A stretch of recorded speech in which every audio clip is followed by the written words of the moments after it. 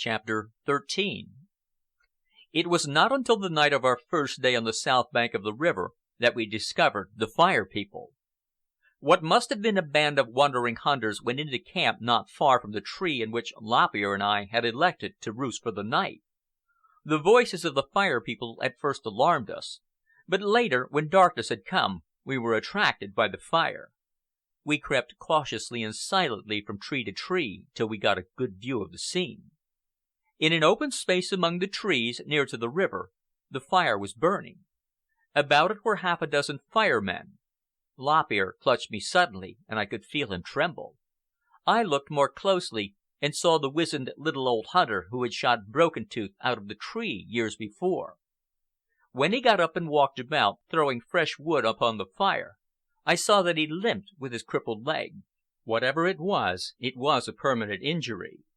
He seemed more dried up and wizened than ever, and the hair on his face was quite gray. The other hunters were young men. I noted lying near them on the ground their bows and arrows, and I knew the weapons for what they were.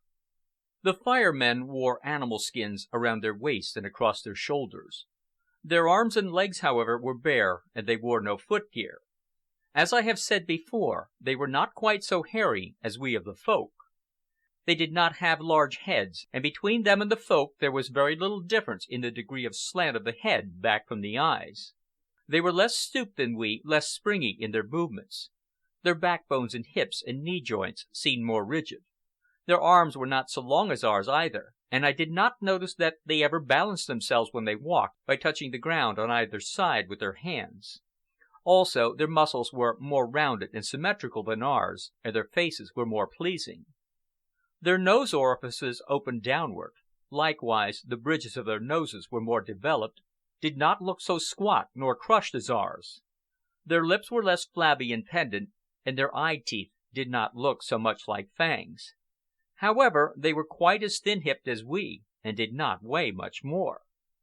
Take it all in all, they were less different from us than were we from the Tree People. Certainly all three kinds were related, and not so remotely related at that. The fire around which they sat was especially attractive. Lop Ear and I sat for hours watching the flames and smoke. It was most fascinating when fresh fuel was thrown on and showers of sparks went flying upward. I wanted to come closer and look at the fire, but there was no way. We were crouching in the forks of a tree on the edge of the open space, and we did not dare run the risk of being discovered. The Fire Men squatted around the fire and slept with their heads bowed forward on their knees. They did not sleep soundly.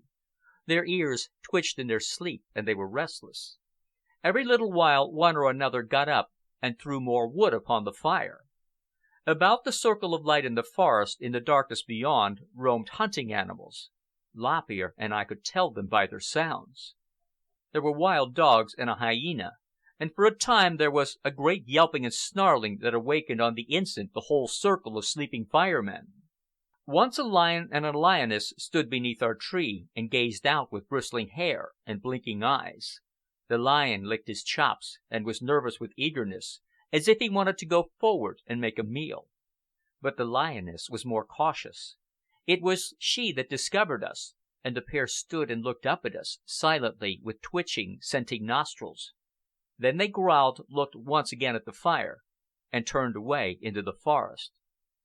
For a much longer time Lop Ear and I remained and watched. Now and again we could hear the crashing of heavy body in the thickets and underbrush, and from the darkness of the other side, across the circle, we could see eyes gleaming in the firelight. In the distance we heard a lion roar, and from far off came the scream of some stricken animal, splashing and floundering in a drinking place. Also from the river came a great grunting of rhinoceroses. In the morning, after having had our sleep, we crept back to the fire. It was still smoldering, and the Fire Men were gone.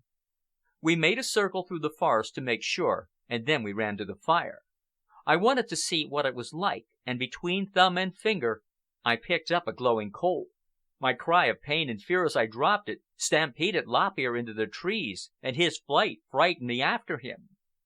The next time we came back more cautiously, and we avoided the glowing coals. We fell to imitating the Fire Men. We squatted down by the fire, and with heads bent forward on our knees, made believe to sleep. Then we mimicked their speech, talking to each other in their fashion, and making a great gibberish. I remembered seeing the wizened old hunter poke the fire with a stick. I poked the fire with a stick, turning up masses of live coals and clouds of white ashes. This was great sport, and soon we were coated white with the ashes.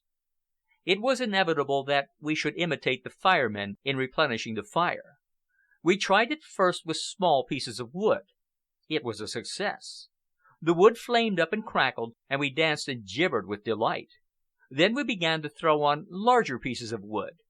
We put on more and more until we had a mighty fire. We dashed excitedly back and forth, dragging dead limbs and branches from out the forest. The flames soared higher and higher, and the smoke column out-towered the trees. There was a tremendous snapping and crackling and roaring. It was the most monumental work we had ever effected with our hands, and we were proud of it. We, too, were firemen, we thought, as we danced there, white gnomes in the conflagration. The dried grass and underbrush caught fire, but we did not notice it. Suddenly, a great tree on the edge of the open space burst into flames. We looked at it with startled eyes. The heat of it drove us back. Another tree caught, and another, and then half a dozen. We were frightened. The monster had broken loose. We crouched down in fear while the fire ate around the circle and hemmed us in. Into Lop Ear's eyes came the plaintive look that always accompanied incomprehension, and I knew that in my eyes must have been the same look. We huddled with our arms around each other until the heat began to reach us and the odor of burning hair was in our nostrils. Then we made a dash of it and fled away westward through the forest, looking back and laughing as we ran. By the middle of the day we came to a neck of land, made, as we afterward discovered, by a great curve of the river that almost completed a circle. Right across the neck lay bunched several low and partly wooded hills. Over these we climbed, looking backward at the forest, which had become a sea of flame that swept eastward before a rising wind. We continued to the west, following the river bank, and before we knew it, we were in the midst of the abiding place of the Fire People. This abiding place was a splendid strategic selection. It was a peninsula, protected on three sides by the curving river. On only one side was it accessible by land. This was the narrow neck of the peninsula, and here the several low hills were a natural obstacle. Practically isolated from the rest of the world, the Fire People must have here lived and prospered for a long time. In fact, I think that it was their prosperity that was responsible for the subsequent migration that worked such calamity upon the Folk. The Fire People must have increased in numbers until they pressed uncomfortably against the bounds of their habitat. They were expanding, and in the course of their expanding, they drove the Folk before them and settled down themselves in the caves and occupied territory that we had occupied. But Lop Ear and I little dreamed of all this when we found ourselves in the Fire People's stronghold. We had but one idea, and that was to get away, though we could not forbear humoring our curiosity by peeping out upon the village. For the first time we saw the women and children of the Fire People. The latter ran for the most part naked, though the former wore skins of wild animals. The Fire People, like ourselves, lived in caves. The open space in front of the caves sloped down to the river, and in the open space burned many small fires. But whether or not the Fire People cooked their food, I do not know. Lop Ear and I did not see them cook. Yet it is my opinion that they surely must have performed some sort of rude cookery. Like us, they carried water in gourds from the river. There was much coming and going, and loud cries made by the women and children. The latter played about and cut up antics quite in the same way as did the children of the Folk, and they more nearly resembled the children of the Folk than did the grown Fire People resemble the grown Folk. Lop Ear and I did not linger long. We saw some of the part-grown boys shooting with bow and arrow, and we sneaked back into the thicker forest and made our way to the river. And there we found a catamaran, a real catamaran, one evidently made by some fireman. The two logs were small and straight, and were lashed together by means of tough roots and cross pieces of wood. This time the idea occurred simultaneously to us. We were trying to escape out of the Fire People's territory. What better way than by crossing the river on these logs? We climbed on board and shoved off. A sudden something gripped the catamaran and flung it downstream violently against the bank. The abrupt stoppage almost whipped us off into the water. The catamaran was tied to a tree by a rope of twisted roots. This we untied before shoving off again. By the time we had paddled well out into the current, we had drifted so far downstream that we were in full view of the Fire People's abiding place.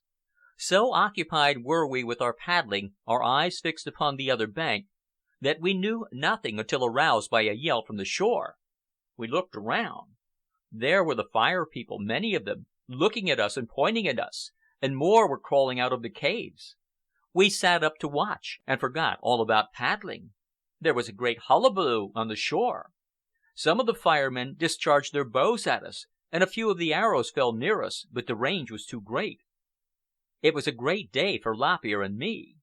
To the east, the conflagration we had started was filling half the sky with smoke. And here we were, perfectly safe in the middle of the river, encircling the Fire People's stronghold. We sat and laughed at them as we dashed by, swinging south and southeast to east, and even to northeast, and then east again, southeast and south, and on around to the west, a great double curve where the river nearly tied a knot in itself. As we swept on to the west, the Fire People far behind, a familiar scene flashed upon our eyes. It was the drinking place where we had wandered once or twice to watch the circus of the animals when they came down to drink.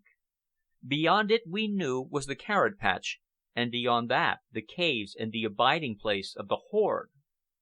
We began to paddle for the bank that slid swiftly past, and before we knew it, we were down upon the drinking places used by the horde. There were the women and children, the water carriers, a number of them filling their gourds. At sight of us, they stampeded madly up the runways, leaving behind them a trail of gourds they had dropped. We landed, and of course we neglected to tie up the catamaran, which floated off down the river. Right cautiously we crept up a runway. The folk had all disappeared into their holes, though here and there we could see a face peering out at us. There was no sign of Red Eye.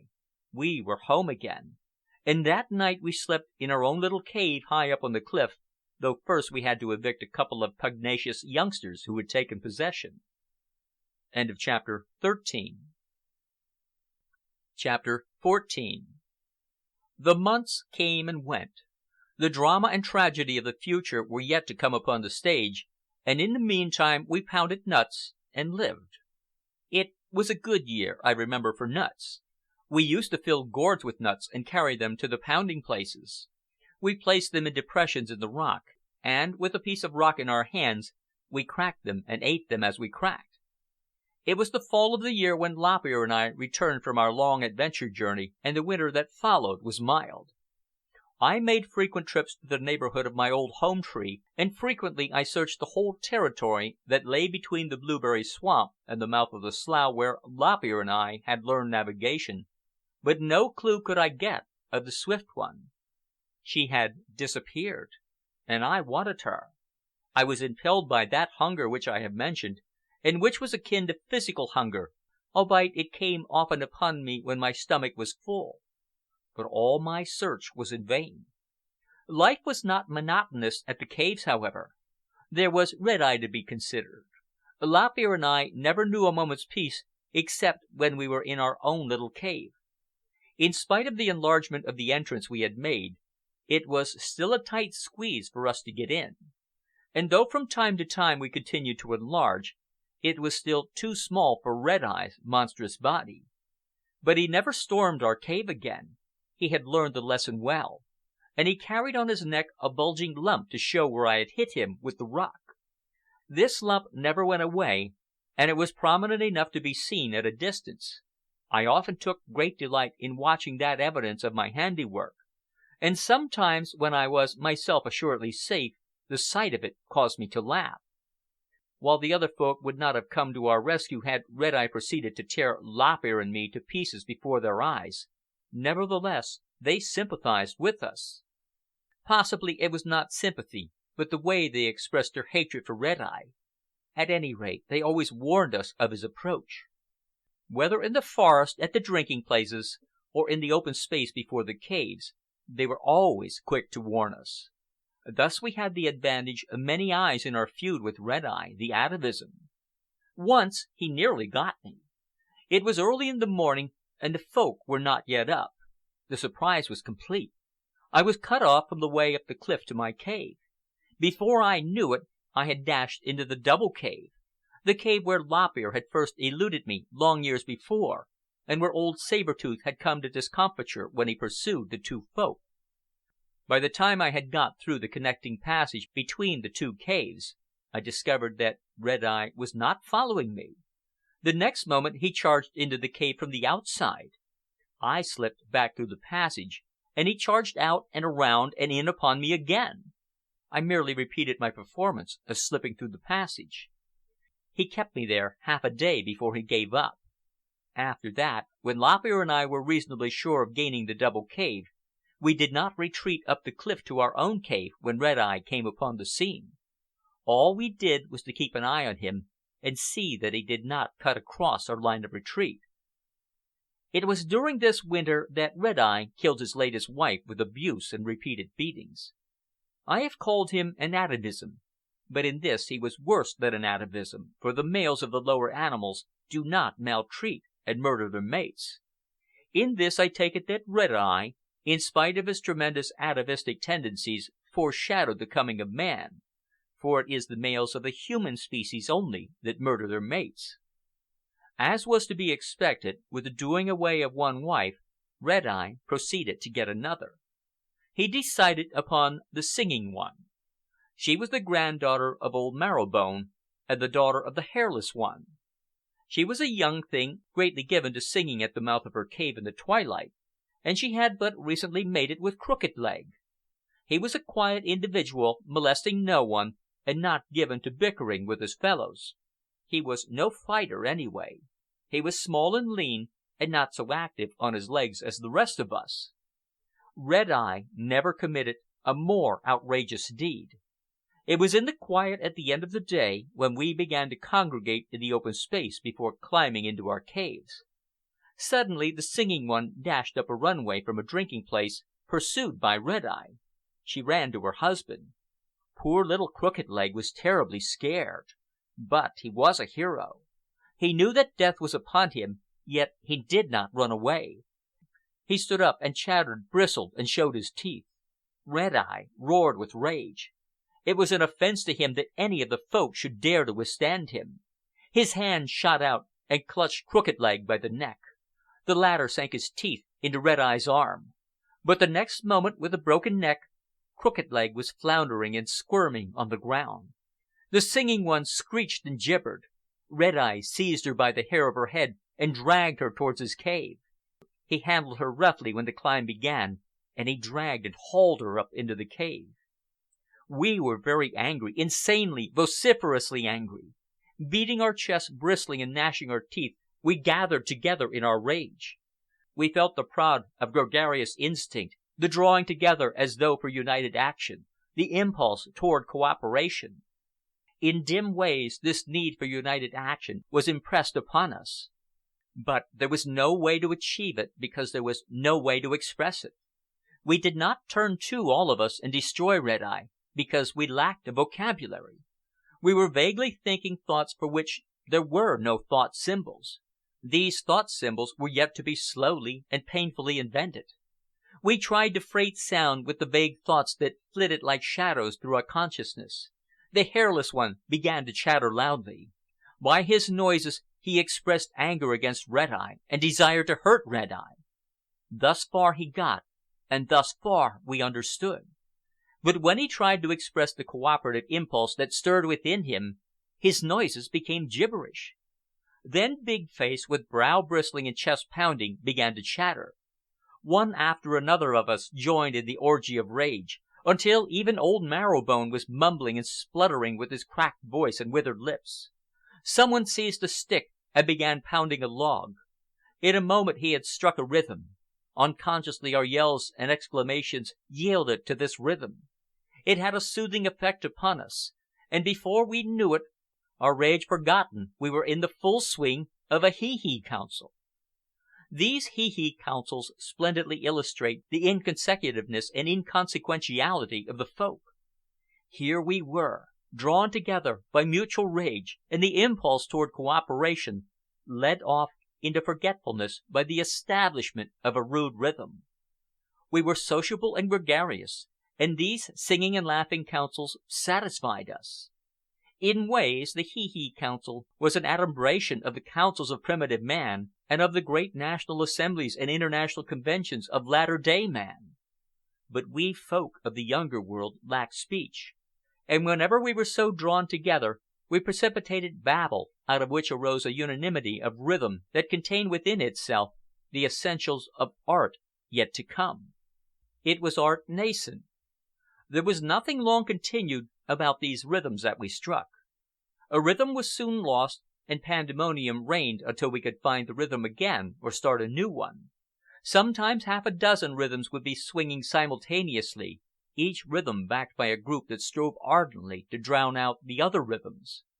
In the intervals of pandemonium each chattered, cut up, hooted, screeched, and danced, himself sufficient unto himself, filled with his own ideas and volitions to the exclusion of all others, a veritable center of the universe, divorced for the time being from any unanimity with the other universe centers leaping and yelling around him.